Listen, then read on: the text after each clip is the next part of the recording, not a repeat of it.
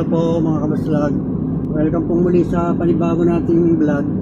At kagagaling lang namin dito sa Antipolo Hills.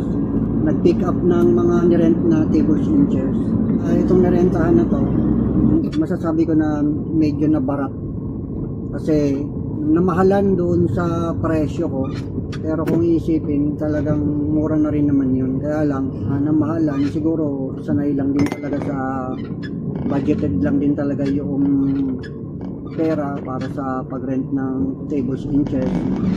Kasi medyo medyo mahirap din. Pero siguro sinisikap lang din na kahit papaano yung setup nila ng tables and chairs nila para sa siguro sa celebration kung may birthday man ay medyo maganda, no? Kaya nag-rent sila ng mga tables and chairs na may cover.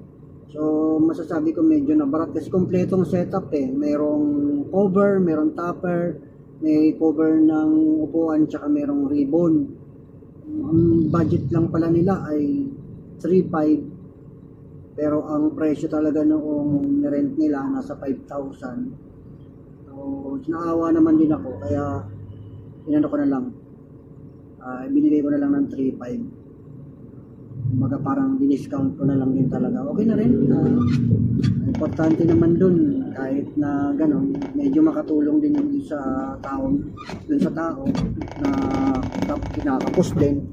Bawi na lang dun sa susunod kasi meron din naman akong paparating na deliver ngayon na 3 days may Makati. Doon na lang medyo makakabawi tayo sa presyo.